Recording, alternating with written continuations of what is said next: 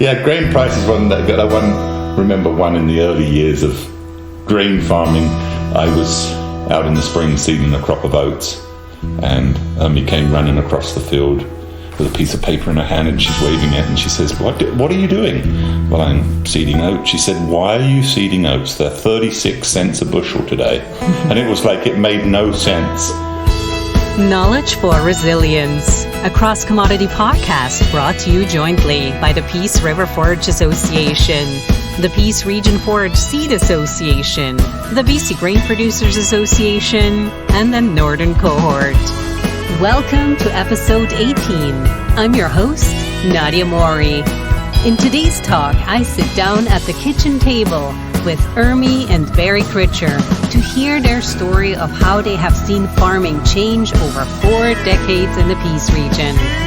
The Critcher family has been farming in the Peace region near Taylor, BC since 1984. Together with their son Michael, daughter Jennifer, and son-in-law Steve, Irmi and Barry have grown the family farm from when they started with 160 acres in 1984 up to 4,800 acres today.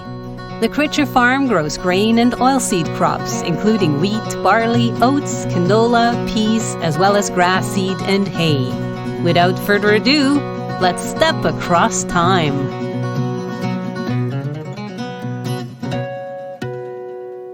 My name is Irmi Critcher. We have a grain farm in the Peace River country, just south of Taylor, and we farmed here for almost 40 years.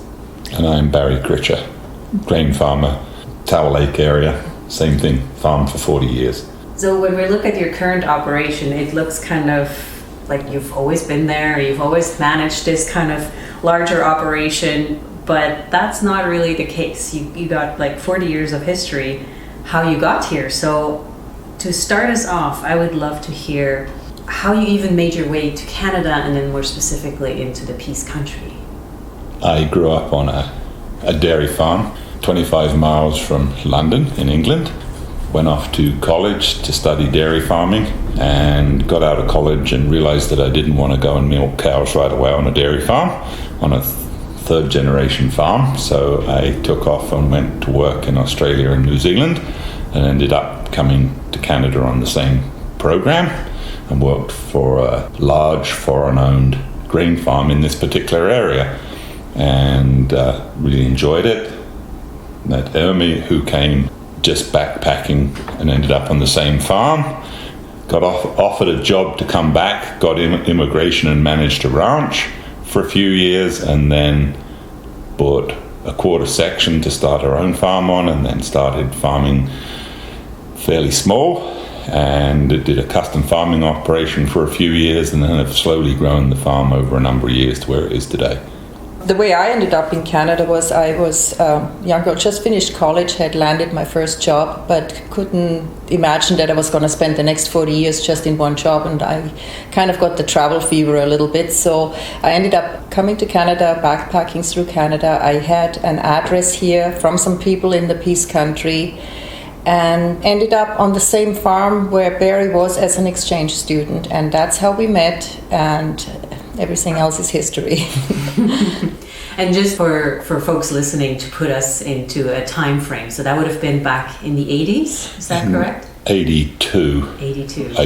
81. 81, we came to Canada. 82, I immigrated to Canada, or we both immigrated to Canada, and we ran the ranch for 2 years after, a year and a half after that, and then we bought our first quarter section. In 1983, in February of 1983. We were still working for other people. Barry was working as, we called it anything for a buck. We took on any kind of job, right? And Barry was working as a cowboy for the first little while when we started our farming career. And then custom fed cattle, custom combine, custom swathed, partners in a logging operation to clear some land, and anything to make some money in the first few years. So you were both working for farmers. How did you make that step from being a worker to deciding, okay, we're now going to have our own operation? I think we always wanted to have our own operation. Our goal wasn't to work for somebody else. It was just a stepping stone. There was also a big learning curve involved for us coming from a foreign country. coming into this area in particular because it hadn't been farmed for very long. There was a lot of small farms around. And basically learning, and we always wanted to have our own land. We always wanted to. I think we both agreed that we always wanted to do something for ourselves, and we did it fairly quickly. But it was very tough years for agriculture. In the early 80s, interest rates were over 20%. Land was getting repossessed. Prices were low. It was a tough year for the area, or tough years for the area. Most of the 80s. But in hindsight, that worked to our advantage. Our first quarter section we bought with an interest rate of 21%. That's when you make $1,000 a month as a cowboy and you have a $465 a month mortgage. That doesn't leave very much to live on. You're starting to describe sort of the landscape that would have been in the early 80s. How was it to get financing in those days? It surprised us. We made an offer on a piece of land here, which is our quarter section, which we're still on now, and we needed financing. We scraped together our savings to make a down payment. We went to the bank, and I think some of it had to do with the person Barry was working for, knowing the bank manager there, because it was fairly easy for us to get a loan, maybe because we were young and we had a good down payment, and they really needed to move some of the properties which have been repossessed. I think that was some of the incentive as well. The first one wasn't, it was a sale. But I think younger and having the down payment, and we had the down payment because we actually had some cattle that we sold to make the down payment, which started us on a grain farming career, because when we wanted to buy cattle back, then they didn't want to give us any money. So we started grain farming. So the grain farming even was almost by accident a little bit. It was a little bit of because when he got his immigration as a livestock specialist, so to speak, and we actually were running cattle, a ranch with cattle and sheep. And part of the deal for the wages was that we were able to run some of our own head of cattle on there, and that's what we did. And when we took those cattle to the market, that basically gave us the down payment on a piece of land, or reinvested into cattle again. But by that time we already knew we wanted to do our own thing. I've had more experience with livestock, but I really liked grain farming, so it kind of made the decision for us. So that worked out really well. And now we wouldn't want to have livestock, I don't think. I was just going to say, if you ever missed it, the livestock, but it seems like you settled into the grain farming quite well.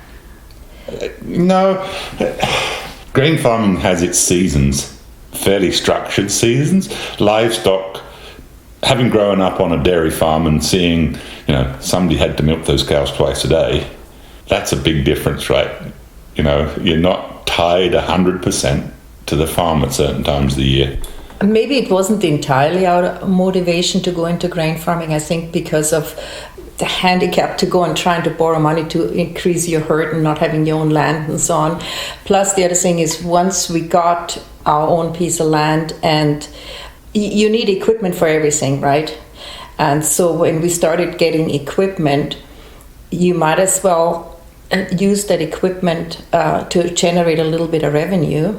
And so that's how we got Hence the custom farming business. We were lucky because a large ranch next door to us needed a lot of help, hence custom feeding cattle and combining, mainly fescue, and swathing, and then trucking helped us pay for our equipment and allowed us to farm our own land as well as doing that, and that kind of helped in the early years build our farm up. And I think in the back of our mind, we might have still thought that we were going into cattle, because later on we discussed it again to go back into cattle. But by that time, we were kind of established as a grain farm a little bit, and we had invested a bunch of money into equipment, which is specific for the grain farms. And I think that's kind of how we stuck with it in the end. And it's a little easier doing grain farming because you're not tied down all year long, but the risk is also higher. And I think we had forage seed as well. We grew fescue and we grew clovers in the early years, so that's a little bit different to our farm right now. And when you got started, like you mentioned sort of what the situation was like with getting land, getting financing, the interest rates. What about grain prices? What would we have to imagine? Grain prices, remember one in the early years of grain farming. I was out in the spring seeding a crop of oats, and Irmi came running across the field with a piece of paper in her hand, and she's waving it, and she says, what are you doing? Well, I'm seeding oats. She said, why are you seeding oats? They're 36 cents a bushel today. And it was like, it made no sense. Profitability was probably going to be zero. But that year, oats came off the Canadian wheat board, and they jumped to $2 a bushel. And what looked terrible actually turned out very profitable. So you remember the things. Grain prices. Grain prices were terrible, and we were dealing with the Canadian wheat board, and you never knew what you were going to get at the end of the day. It was a year and a half later before you got the final checks. And I mean, the grain prices were historically low for most of our farming career for the first 20 years, right? Like it was just, I think that the first real potential increase came in the mid-2000s, like about 2005 to 2010, somewhere in there. We saw a little bit where it was breaking certain barriers, but prior to that, that was our biggest handicap. And then, of course, you have some crop failures on top of it. So inputs were cheaper too. Diesel was cheap. Fertilizer, comparative to today, was cheap. Land prices were cheap. I think that's what attracted us the most.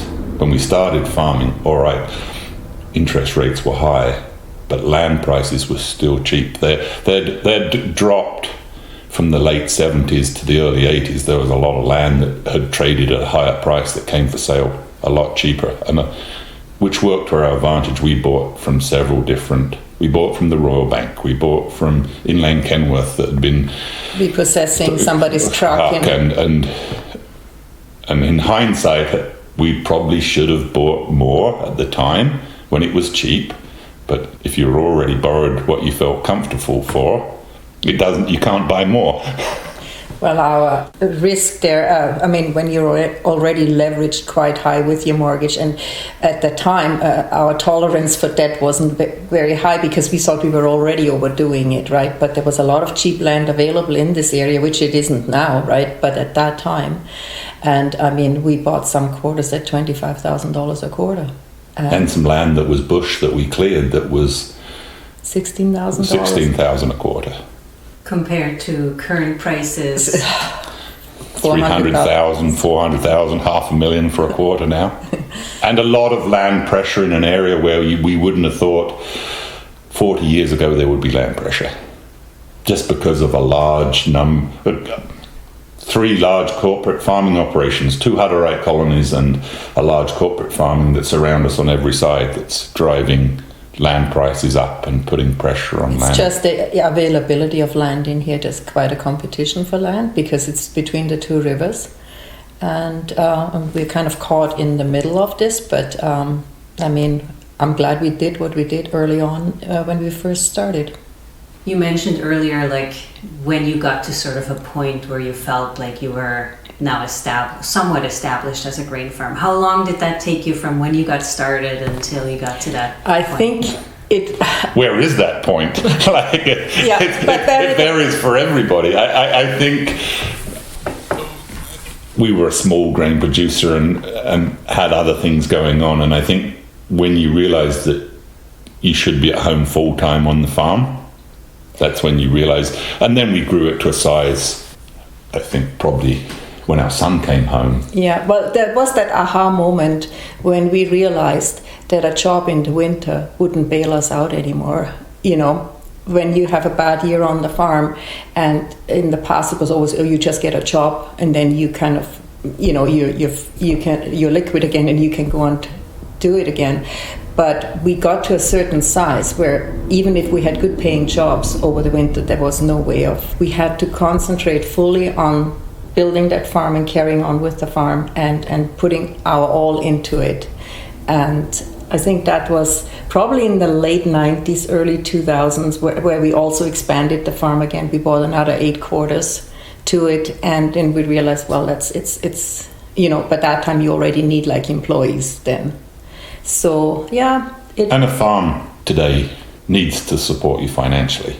Like a lot of off-farm, and it still is to a certain degree, off-farm income supports the farm, and I tend to disagree with that. If you're farming full-time, it should give you a living and allow you to stay home, because if you're not home full-time farming, you're not giving it 100%, and if you're not giving it 100%, you're not going to achieve what you want.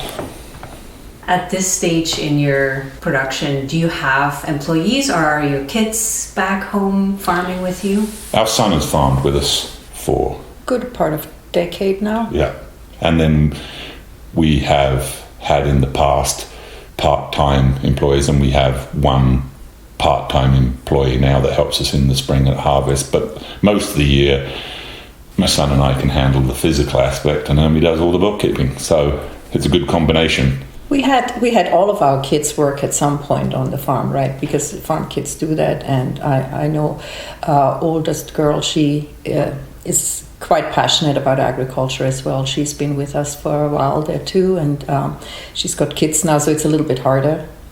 But definitely we instilled a passion for agriculture in our children as well.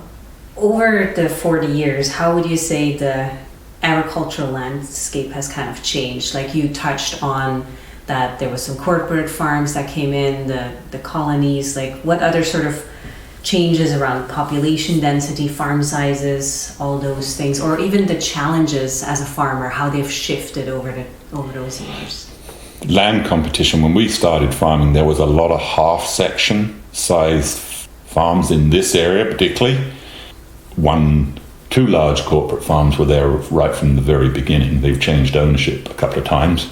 And I think now that competition, land isn't available anymore. Like if you want to expand, we would have to expand out the area. And there used to be a vibrant community hall with a lot of functions going on. That doesn't happen anymore, just because there isn't the number of people living in the rural community. And I think it's going to be a drawback for the future. I mean, if you look particularly in the South Piece, some very large operations are going to control so much that there will not be the smaller farmer anymore. There will not be the smaller grain farmer. They can't compete, and they have no opportunity to grow. And I think that's a drawback. We don't think our farm will grow in the future. Our land base will stay the same as where it is now, maybe a little bit more, but not much more. And I think the other challenges are that there isn't as many people you can sell to now, because there's constant amalgamation of different outfits, and it, you have to haul further. The rail service isn't what it was when we first got here, and so on. So it's just there's numerous factors. Plus the other thing is a lot of outside influences on agriculture now, where the general public is trying to prescribe to you how to run your farms and so on. And there's going to be more of that for the next generation. We are just kind of at the cusp of it now in our farming career, but it's going to be highly influenced by, government policies and public opinion and so on. So our son is going to have to deal with different things than we have dealt with. I mean, for us, the main challenges were weather-related, usually low grain prices, and the equipment cost, and how you have to equipment up so much all the time, right? There's never a year where you don't have to replace something, and the dead loads on the farm and stuff too. So, and I think we built our farm by hard work with the hands to a degree. That's changing now with technology, and you have to be such a good business manager, financial manager. You have to be, so much planning goes in, and it's a different thing now. Over your career, you've been both quite active in associations, be it local, regional, provincial, or even national. If each of you can maybe share a bit, like kind of what your involvement was, like what each of you kind of felt drawn to be involved with. I think I was drawn mainly on the production side. Like I was on the seed plant, I was on the Levy Council board, and probably it was a male-dominated thing at the beginning, but when I was involved in producer associations and things, I quickly realised that I didn't have any follow-through. I was good sitting at the board table, but didn't do the work, and Irmi was doing the work behind me, so it was pretty quick. They said, why do we have you? Why don't we just have her? And it was a lot. That's how it started, I think, to a degree, right? And it was tough when you first started getting on boards.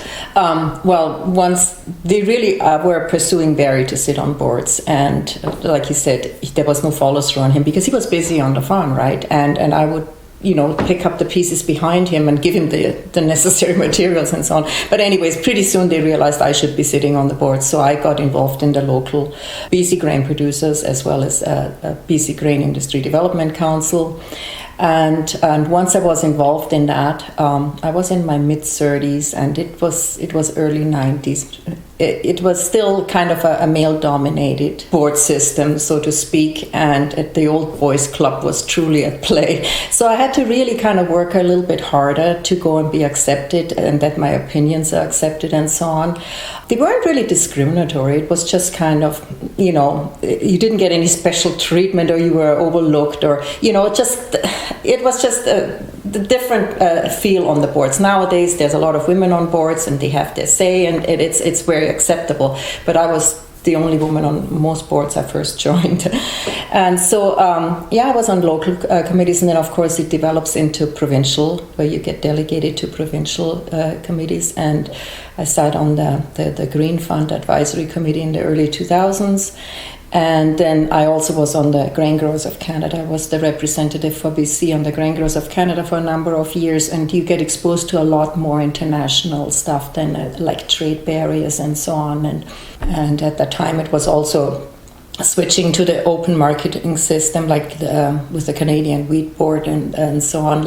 So there was a lot of policy work being done, and you made presentations to the Ag Standing Committee and so on. So it was very interesting. It was at a way higher level on the national committees, and I was probably almost the better part of 20 years where I was involved in that stuff. So the knowledge that you gain from sitting on a board, not just from sitting at the board table, but meeting people that are in the same industry, your peers, and seeing what they're going through and what you can learn from that. And you start to realize that Western Canadian agriculture is a fairly small group that you can learn a lot from, and you're all under the same kind of pressures, dealing with the same things, and the feedback you get.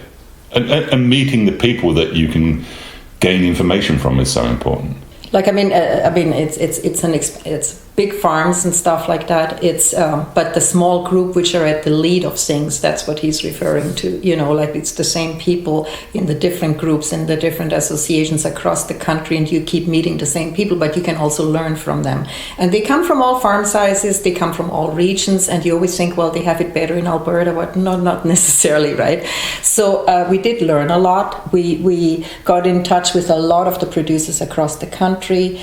We got involved in some of the research projects and so on, which they have done, and you just learn from each other. And I really would encourage young people nowadays to actually sit on boards as well. I know there is not a lot of repopulation of the seats on those boards nowadays, right? People think it's too interfering with what they're doing. Well, we were busy too. We were building a farm, we were raising a family, and we still had time to sit on those boards.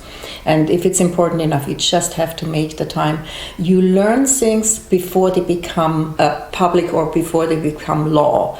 You learn about it. You can influence it. You can influence the outcome. Usually people react to it when it's already law, and we never thought that was going to happen. Well, yeah, that was like 5 years in the making. You should have come to the table early on when we still had a little chance of influencing the decisions. And I think that's key, that you can intervene at an earlier stage if something is really going to influence you or impact your operation in the future, where you can still go and guide the outcome a little bit. So you do have influence. You might think you don't, and you just go to meetings and you're just banging your head against the wall, but no, actually in the long run, because you're in the know, you can influence it. If you're outspoken and if you're passionate about it, you can influence the changes. You mentioned how in the early days, like the 90s, or when you started joining boards, you were often the only woman or definitely in the minority. Yeah. What kept you going, and what was it like to just keep going and keep persisting? I think part of it was because we were running a farm at home, and it was important to us. And when new programs and stuff was coming out, I wanted to kind of know about it, and I think I was generally interested in what was happening, and I had the support from Barry that I could go to those meetings and so on, because I was missed at home as well, right, because he needed help and so on. But you encouraged it actually to a certain degree, and we always knew when new government programs, farm support programs or anything like that came out, I was always I knew about it. And to be honest with you, some of the farmers in the early days when the whole farm insurance program and NISA and so on came out, they would actually come to me personally, can you help me fill out this form? Can you tell me what am I supposed to get out of this or so? To explain it to them a little bit different. And we had often farmer visits at home here or phone calls in the evening. Irmi, I heard about this program. Now, what do you know about it? Like, they would actually come to me and ask me about it. And I actually helped quite a few farmers fill out their forms in the end, And I think having input in policy and programs that are coming out from governments, federally or provincially, you need to have input, because if they don't have input, how do they base the program? And I think right from the BC Grain Producers, Grain Growers of Canada have had a lot of influence in government policy and government programs, which have supported us, and they have supported our farm. People maybe don't realize how much support we're actually lucky enough to have. Through the years, we've seen support programs and policy programs come in and go out, and they've been changed so many times that the new programs come and they take input from producers, because some of them just don't work. A government official does not really understand how it affects the actual farmer. You need to have input, and it's no good as a farmer complaining about a program. You need to go up there and say, yeah, we need to have input on it, right? And we do have some fairly good programs. Do they need tweaking more? Yes, I think they do. But ultimately, we do have support. Now, over the 40 years, you would have seen quite a few programs come and maybe go and change. What were some that you remember quite specifically adopting early on, and something like the Environmental Farm Plan when that first came onto the horizon? How was that for you? I was on the Green Fund Advisory Committee. There was the first inklings of having environmental farm plans, and basically there had to be criteria developed and all that. And one of the things we insisted on was that it was going to be voluntary. That because there was always the scare from the farmers and the farming community that was going to be compulsory, and you didn't get any government support unless you had an environmental farm plan, and that they had too much say on your farm and all that. So that group I was involved with was actually comprised of farmers, and clearly the message was sent, it has to be voluntary, and we accomplished that in the end. And that was just the environmental farm plan program itself, but then you had to also develop the BMPs. You also needed to have BMPs for all the sectors, not just for some, right? And so it was actually probably good that somebody from the grain industry was on there in BC, because each of the provinces could develop their own BMPs a little bit in accordance to their own provinces' preferences and so on, and what they saw as priorities and so on. So we did get some, like for instance, it was the prelude to the GPS and so on. We got the environmental farm plan, and then when we applied for the BMPs, we got the light bar, which was kind of the early guidance there, right? Updates to zero-till openers on a drill and some sprayer technology, and it wasn't onerous on the farm. Our farm was fairly easy to get an environmental farm plan right from the beginning. We'd been involved in enough other programs that it was easy, and like everything, there's a few carrots and a few sticks. If you do certain things, you can get some carrots at the end, and that's the way it should be, right? If you're going to upgrade, we upgraded our fuel tanks to double-walled fuel tanks, which, is now common to have double-walled fuel tanks, but it wasn't at that time. So, and it's been a good program, and we updated it, and we were one of the first to have an environmental farm plan, probably because well, if you were involved in developing it, you really needed to do it right away. It's going to become important in the future to have these programs in place. As the consumer looks, they want to know where their food comes from, how things are growing. And if you have these things in place, we'd done another program through the federal government on farm food safety at one time, where we tracked everything that came into the farm and everything that went off the farm, how it was stored, whether we were following the right harvest intervals on our chemicals, and it was all good. And I think we're going that route. And if you're already in the program, it's a lot easier to adapt to that. And there's been so many government programs, financial support programs over the years. The environmental farm plan was one of the best for the farm, because it wasn't based on the financial aspects of the farm. It was quite hands-on, and I guess really what we needed to do is that the farmers create some awareness of the environmental impact on their farms. You work with the planner, and it was quite simple, and it didn't cost you anything. All you really had to have the commitment that if you had a red box somewhere, that you were going to do something about it, right? Because once you identified that something was really bad on your farm, you deal with it.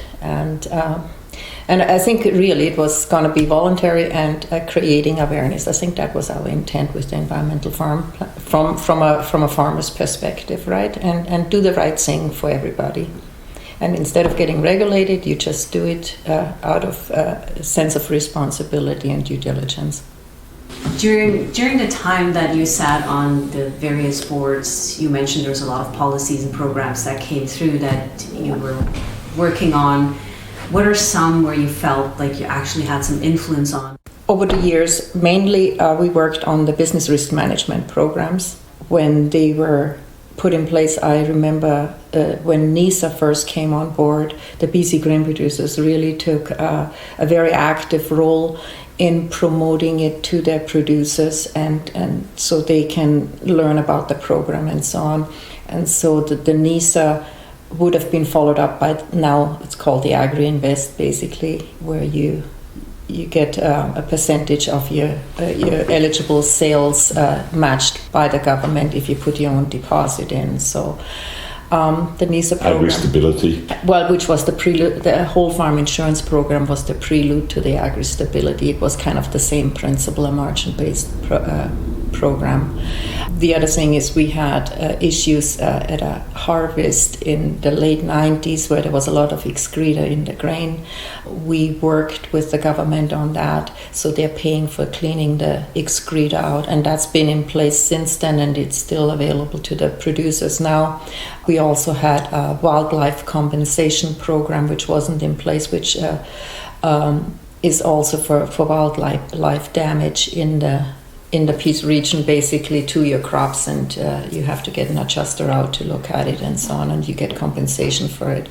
So these programs had been put in place during the time when we were active in the associations. Of course, the Canadian Wheat Board, the dismantling of the Canadian Wheat Board and marketing freedom took a big part of that. The other thing on some of the higher level ones on trade issues, I remember the coming to a kind of a standard with the different countries on the minimum residual in our grains and so on, to not countries not to use it as a trade barrier if it's a pre-agreed residual minimum residue in there, right? Federal governments are trying to design programs for a national level, but it doesn't always impact the provinces the same. BC's kind of unique. We're a fairly small grain growing area. BC has a very diverse crop portfolio, right from the Okanagan tree fruits, dairying in the valley, to the grain industry up here, and we've had input with particularly the BC government how those programs will affect farmers in BC, and sitting at the table I think has been really good. I mean, we also when BC first came up with the carbon tax, we spent a lot of amount of time on that for lobbying for an exemption, and it just didn't pan out, right? It's And so there's different things which or even when the GST and the HST were going to be combined at the time, it actually would have been beneficial to have the HST for farmers because you could claim everything back. Now it's being divided again, and the provincial portion of it is really hard to claim back because you actually need to document, and then there's so many exemptions and so it's just different things where we worked on, but how much influence we actually had, it's hard to measure because it wasn't a very positive outcome in the end, right? But maybe we did ward off something. Maybe it was even going to be worse than originally thought. So yeah, you work on a lot of issues over the years, and not all of them are successful that you can come to an agreement or a reduction or get some refunds or something for your farmers. But it's not on a lack of trying. And we've always had influence on the core programs like the crop insurance, the baseline support for us. That program has changed over the years, and we've been involved in that, and that's always beneficial to be involved in your core programs. Crop insurance is the core program for a grain farmer. Like, that's what gives you the base level of support when we have a crop disaster. And we have had crop disaster, and we will continue to have crop disasters. That's just where we farm and the nature of the business. As we move forward with climate change, that's going to become more important. When you work on these issues and you're on the board, I would imagine you get sometimes quite passionate about it, and then maybe it doesn't quite pan out in the end. Like, how do you get past those situations where it just feels like, oh my goodness, we just spent all this time and it still didn't pan out? And how do you keep moving on to the next issue with still having your passion intact? I think it's you're always self-motivated on those things, and if there's any sort of positive result, it's going to positively affect you on your farm, right? So there's always a little bit of a personal gain if something you can ward off. Yeah, it's a bit discouraging sometimes, and you have to do a lot of reading up on stuff. You have to sound a little bit more professional, and you have to know a little bit more than the average farmer, kind of thing. But there's lots of volunteer hours spent on that stuff. I mean, we did have staff as well, but the main thing was back on the directors to do their own research on stuff. So it gets a little discouraging, but in the end, you're actually doing it for everybody in the area. Which is hard when you get criticized. Why didn't you do this? Or why didn't you do that? Or how come that happened? It's easy for somebody that's not involved to say that after the fact. If you felt that strongly, you probably should have sat on the board in the first place, right?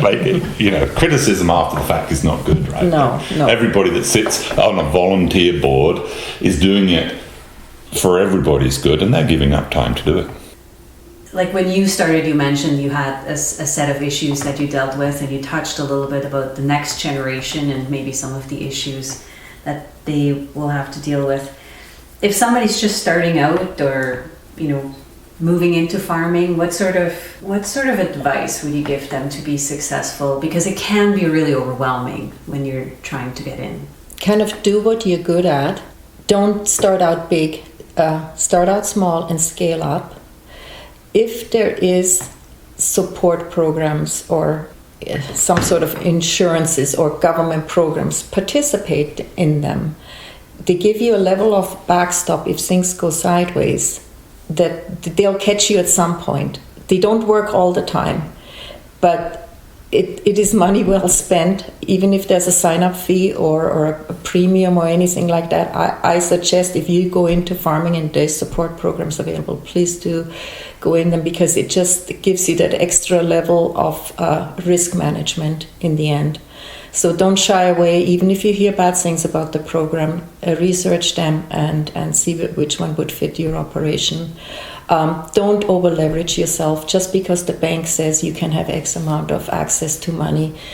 Look at your own books, look at your level of comfort with debt, and don't overdo it, because that can get you into trouble faster than anything else, because banks change.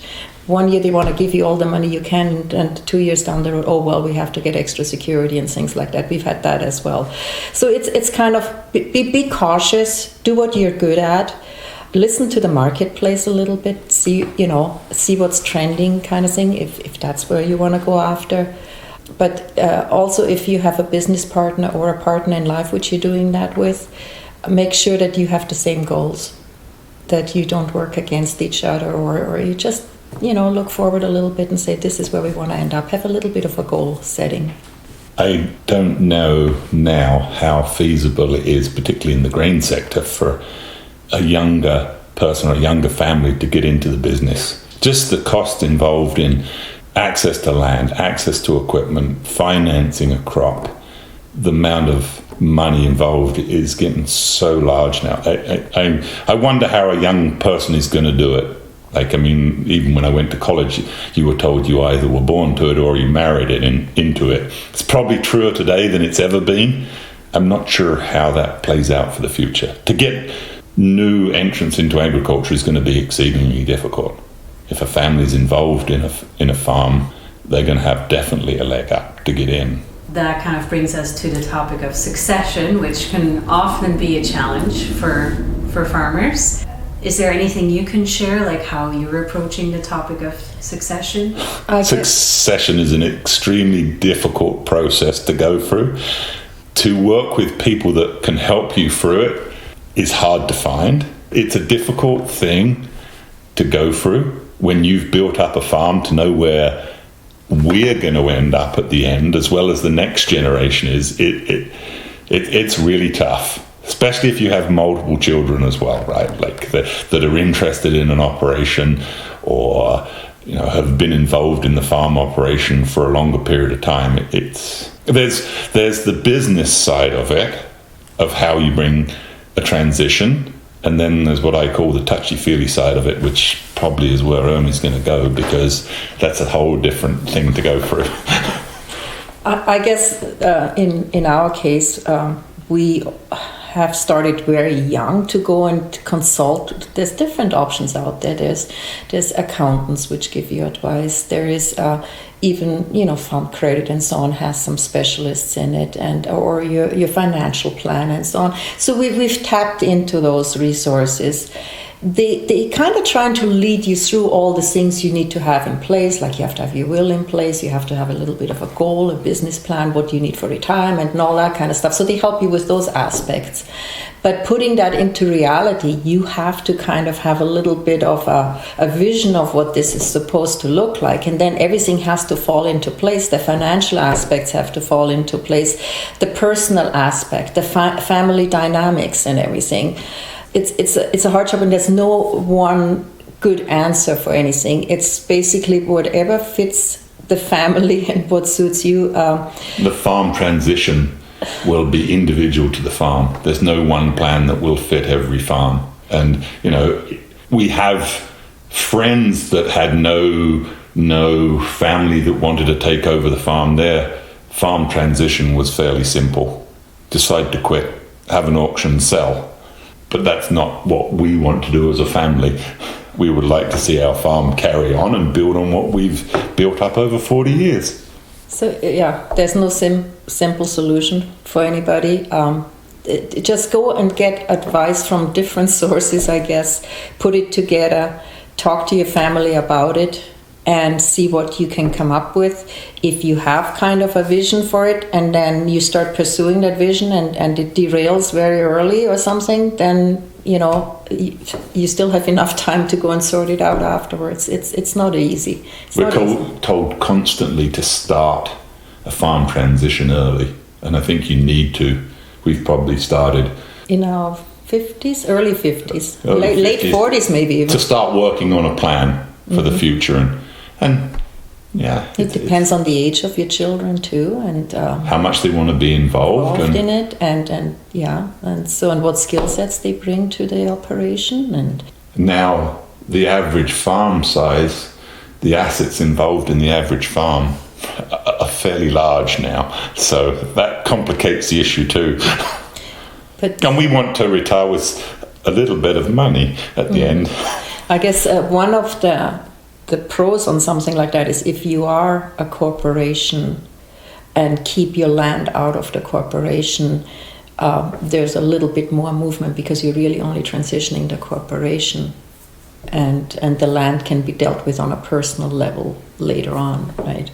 So that's a bit of but if the land is in the corporation as well, then you have like a lot of assets in the corporation, right? And that complicates things further. So maybe in closing, what's your hope for the next generation? If it's possible to sum up your 40 years of experience sort of in the one nugget of wisdom you would give to a person. You still got to love what you do. The next generation has to pretty well want to do it as much as you did. Because if you don't love what you do, specifically in agriculture, you're probably not going to succeed at it. Maybe that's true in any business, but I think in agriculture, it's more important because it's not ever going to be easy. You have to like what you do, and you have to realize that the yearly financial aspect of it is not going to be equivalent to what some other people can make. But over a lifetime, you're going to build assets and you're going to enjoy what you do, which is, for me personally, is really important. I guess enjoy what you do, which is important, right? The other thing is, what are your expectations? Do you want to get rich? Is it just because you want to have the lifestyle of a grain farmer, which apparently only works 4 weeks in the spring and 6 weeks in the fall, right? And the rest is spent in Hawaii. If that's what you're aiming for, that's not going to happen right away, right? There's many years prior to that, you have to work really hard and never have a weekend. And you don't have the same a lifestyle than other people your age will have, the people you associate with. If they have a 9-to-5 job, it's completely different. You live by the weather. Like, you really have to come to terms with that your life is going to be completely different than anybody else which has a 9-to-5 job. And so if your expectation is, well, I still can go and maintain that and still go and do all those things, I think you have to lower your expectations a little bit and really know what you're getting yourself into, because farming is so ruled by the weather and by outside influences. And how do you cope with the stress? Like, really prepare yourself for that. Or if your spouse stresses out over things, how do you handle that? So I guess know what you're getting yourself into, be passionate about it, have the same goals, and do take some time for yourself as well, though. Like, for us, it was all work all the time. Honestly, it was the first 20 years. So anyways, yeah, know what you're getting yourself into, and just try to keep a life-work balance. Thank you both so much for your time today and sharing your kind of 40 years through the looking glass. And I think it's really important to share those stories where it looks like you kind of have it quote unquote made, but it took you many, many years to get where you're at. And I think that's a really important message to keep in mind for somebody who's trying to start out and think they have to have it all right at the beginning. Somebody driving past and see a farmer in a field and they look at their nice machinery, they don't realise what it took to get there, and what it will take to keep being there in the future is important. Okay, thank you. Welcome back. How cool was that to hear how some things have changed so much, while some things just stayed the same over the past 40 years. Next up will be a chat with well-known and well-respected low-stress cattle handling practitioner and instructor, Dylan Biggs. If you have livestock or plan on being around livestock, you won't want to miss that one. If you found value in this or any other of our episodes in the Knowledge for Resilience podcast series, please share with your friend, your family, your dog, your long-lost cousin, anybody who might find value in this. You can find us on various podcast platforms, including Podbean, Spotify, iHeartRadio, Google Podcast, and, of course, the 4 Partner Association websites. Wherever you tune in from, make sure you like, subscribe, hit the bell, and follow us so you never miss another episode. Funding for this project was provided by the BC Hydro Peace Agricultural Compensation Fund. Thank you so much for making this project possible and supporting local agriculture in the Peace and beyond. For feedback or suggestions on other Great Peace Region-related agricultural topics, email us at coordinator@peaceforage.bc.ca. Until next time, stay informed, stay resilient.